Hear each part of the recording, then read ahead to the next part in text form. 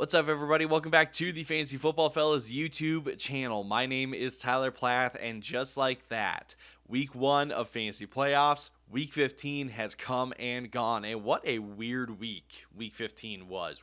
We had our studs just absolutely drop the ball on us, and then we had either backups, handcuffs, you name it, pop off this week. And so maybe we need to look for some reinforcements. We need to look for some help over on waivers, and that's what we're here to do today, to discuss the top waiver wire ads for week 16. And before I get into the list, just a reminder to subscribe to the channel. We are releasing content every single day with tips and advice on how to dominate your fantasy leagues, especially in playoff time, because now is the time where we push all the chips in and go for our championships.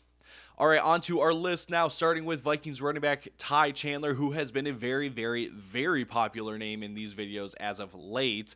And he had lead duties on Saturday against the Cincinnati Bengals because Alexander Mattison was inactive because of an injury. And what did Ty Chandler do? Oh, just turn in a running back 4 performance. No big deal. I mean, something that we haven't seen from a Vikings running back at all this year. I mean, it was by far the best performance from a Vikings running back this year. And from a fan's perspective, because your boy is a Vikings fan at heart, from a fan's perspective, you ask the question, like, how can you go back to Alexander Mattison after what we just saw from Ty Chandler? But from a fantasy perspective, there's 3 things Ty Chandler can become now. First is the lead back, and that's, again, what we all hope for at this point, because look what he can do with a full workload. The second thing is that he drops back into a committee and split backfield, which with Alexander Mattison, which I believe is going to be the most likely scenario. Or the third option is then he goes actually back to the change of pace or backup role, which, in my opinion, would not be smart because, again, the guy just put up a dominant performance. That's something that we haven't seen at all from the Minnesota Vikings. But regardless of how it all plays out, Ty Chandler needs to be rostered in more than 51% of leagues across all major platforms. He needs to be, because we know what things look like in a scenario like this past week with Alexander Mattison out, or we've seen it in split backfields too. Ty Chandler is the more efficient, and I don't think it's that bold of a take to say he is the better runner between him and Alexander Mattison. So Ty Chandler, the top ad probably this week, because again, the guy should see increased work moving forward. Next 2 players that we will discuss are actually in the same Vikings-Bengals game, the first being Bengals quarterback Jake Browning. And believe it or not, the guy is the quarterback 1 over the last 3 weeks. He's averaging nearly 24 fantasy points per game. That's insane. That's insane. Very few backup quarterbacks can step into their offense and start delivering quarterback 1 fantasy numbers. He has 2 games with over 300 passing yards, 2 games with at least 37 passing attempts, so the Bengals clearly trust him in passing the rock, and he's got 2 games with a rushing touchdown. I don't know how else to say this other than just being straight up and honest about it. Jake Browning is startable until further notice. I mean, again, we are talking 24 fantasy points in the most crucial time of the season. Why would you not start that? And you look at his upcoming schedule, and you may go, well, it looks a little tough. He's at Pittsburgh, he's at Kansas City, and I believe they finish up the season against Cleveland. So 3 pretty tough matchups. But the thing is, they are exploitable matchups. Pittsburgh next week, that's the same defense that just like Gardner Minshew put up 3 touchdowns against them. Then you got Kansas City, and they've been susceptible to quarterbacks the last 4 weeks. I know they just held Bailey Zappi to 10 points, but I don't think it's really that difficult to hold Bailey Zappi to 10 points unless you're the Pittsburgh Steelers, I guess. But even if you don't trust Jake Browning in these matchups, he's worth rostering because, again, we are talking about a guy averaging 24 fantasy points over the last 3 weeks. And the other Bengals player that we will talk about is Tyler Boyd, and he makes the list this week because Jamar Chase left the game late in the fourth quarter, what was later deemed as a separated shoulder, which sounds painful, but Zach Taylor came out the day after and said that Jamar is now day-to-day with an AC joint sprain in his shoulder. So it sounds like Chase avoided a severe sprain because it's the same sprain, the same injury that we saw a guy like Anthony Richardson leave. It ended his season. And now a quarterback is a little bit different than a receiver in terms of shoulder usage and whatnot. But still, that's the kind of injury that we're talking about. So for Jamar Chase to avoid a serious or severe sprain is good news. And that puts his status for next week into this unknown territory, right? So if Jamar Chase were to miss next week, it then becomes the T. Higgins and Tyler Boyd show for the Cincinnati Bengals. And just like we talked about with Jake Browning, the guy has been wheeling lately and has been able to support his wide receivers well. T. Higgins popped off this week for what feels like the first time in forever. We just saw Jamar Chase pop off against the Jacksonville Jaguars. These wide receivers can produce in fantasy with Jake Browning. So if Jamar Chase misses any time, Tyler Boyd certainly goes into flex consideration because, again, this offense can support it. We talked about Noah Brown last week as the new wide receiver one in the Texans offense because they were going to be without Tank Dell and more than likely without Nico Collins, and sure enough, Nico Collins was out. So Noah Brown stepped up as the wide receiver one, and he finished as the wide receiver 9 before Monday Night Football. I don't really need to go into much detail about Noah Brown because it feels like I've talked about him quite extensively as well over the last couple weeks. But the best thing for Noah Brown now is that he'll likely have CJ Stroud back. And we've seen Stroud support 2 wide receivers in this offense so far this year with Nico Collins and Tank Dell. So even if Nico Collins comes back and is active next week, there is still some wide receiver 3 flex value then for Noah Brown. Because CJ Stroud, like I said, has been able to support 2 wide receivers in this offense. Maybe I'm giving too much credit to CJ Stroud. Maybe I should be praising the offense more. But I think the point still stands. Noah Brown is one of the best wide receiver options this week on waivers. So Tyler Boyd, Noah Brown would be my 2 votes for wide receivers on waivers. But if you can't get either one of those 2, your option then should be Curtis Samuel. Samuel finished as the wide receiver 13 on the back of 2 scores along with 9 targets in week 15. But the thing that caught my eye the most about Curtis Samuel is that he also had his highest route participation of the year. So maybe that was a game plan thing because Brian Robinson was inactive, so maybe they wanted to go more 3 wide receiver sets and whatnot. But it's notable to say the least because Curtis Samuel over the last 3 weeks has led the team in targets per route ran, and the biggest argument against Curtis Samuel this year in terms of starting him in your lineups is that he just doesn't see the field enough to bank on his fantasy production. But if that's turning around, Curtis Samuel somehow, suddenly, has some sneaky value the rest of the way. Again, he participated in 80% of routes, his highest of the year. Jacoby Brissett, Sam Howell, because Sam Howell was yanked from his Week 15 game. Doesn't matter who the quarterback is. Both quarterbacks like Curtis Samuel. Again, 9 targets with the highest route participation. Maybe it's something that sticks moving forward. Now on to some running backs, and in Isaiah Pacheco's absence, Clyde Edwards-Helaire has emerged as the running back to have in this Chiefs backfield, and he should be rostered now moving forward, especially if you have Isaiah Pacheco.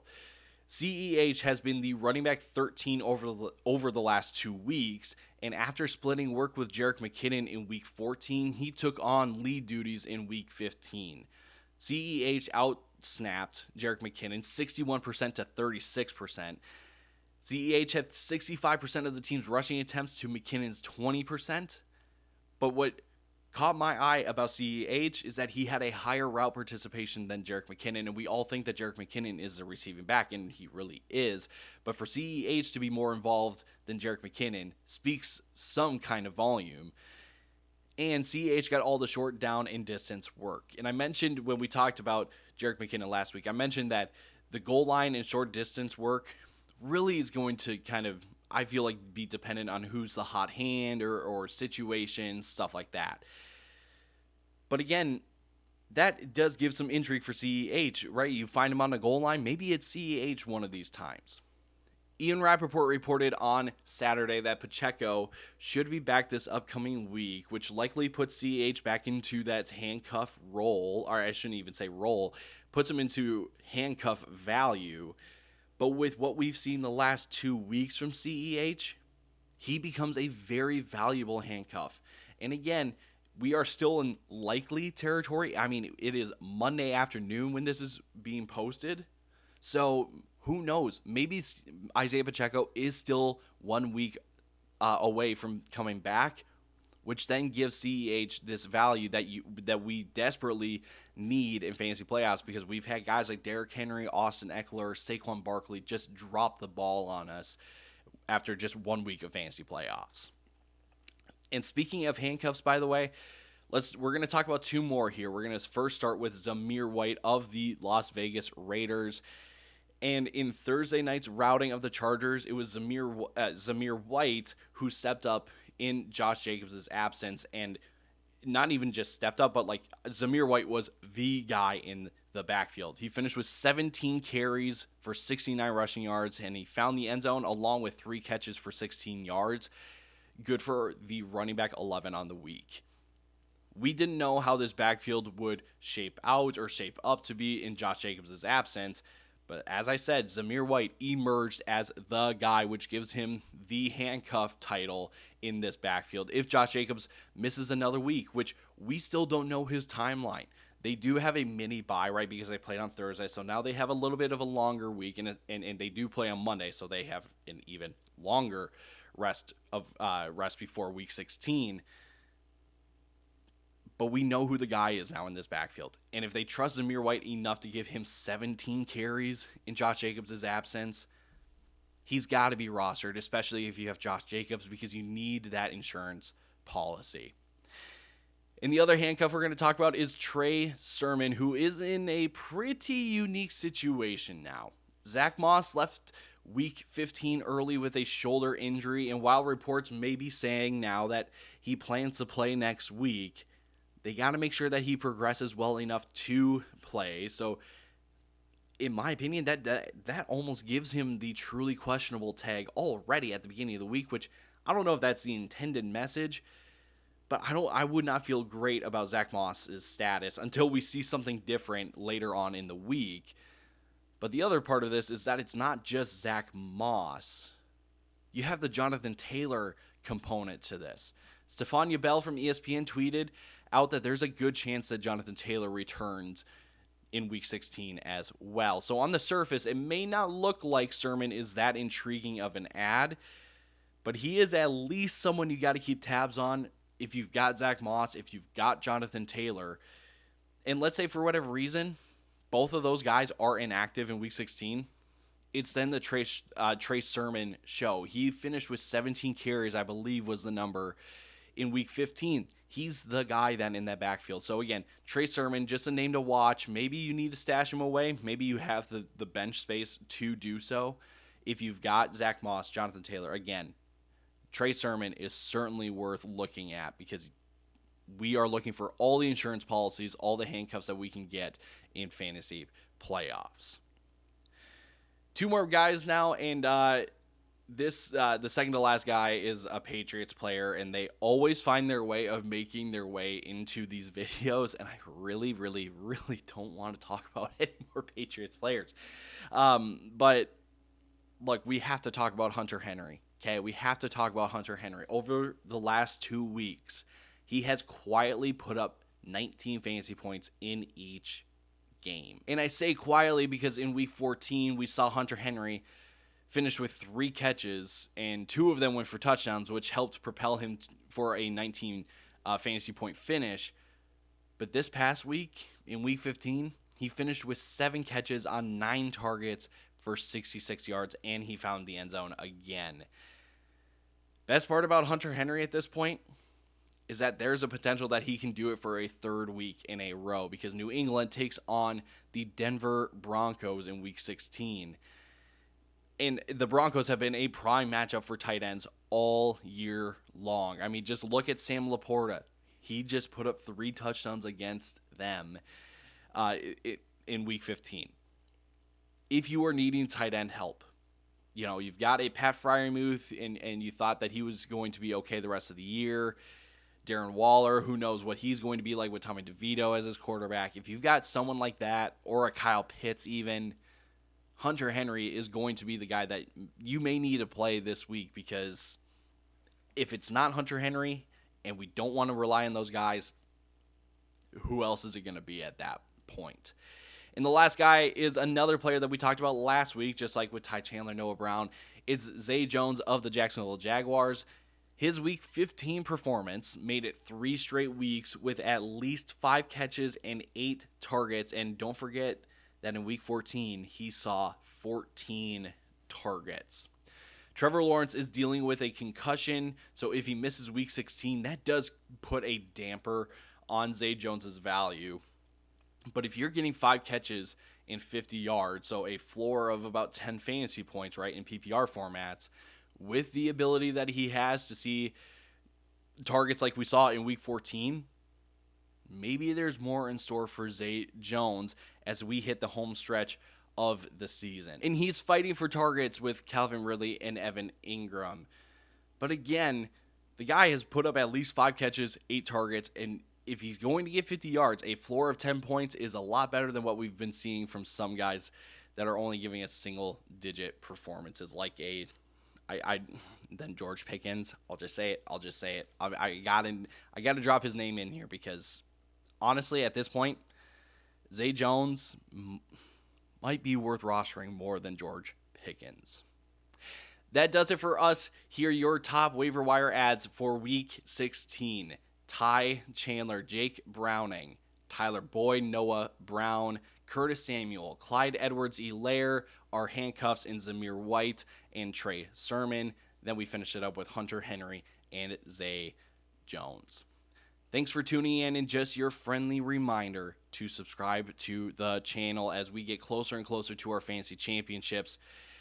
Again, subscribe to the channel so you get all the advice, all the tips, and all the content that we are putting out every single day in videos like this, in our minute-long videos that we post on all of our social media channels, on Instagram, on TikTok, right here on YouTube even, and even on our podcast episodes that we drop twice a week. We drop the video and audio here on YouTube, and we do the audio only on Apple Podcasts and Spotify. So again, make sure you're subscribed so you don't miss any of the info, all the advice, and all the tips that we are posting every single day. We'll see you on the next episode of the Fantasy Football Fellas podcast that is coming out tomorrow. You don't want to miss it. So until then, deuces.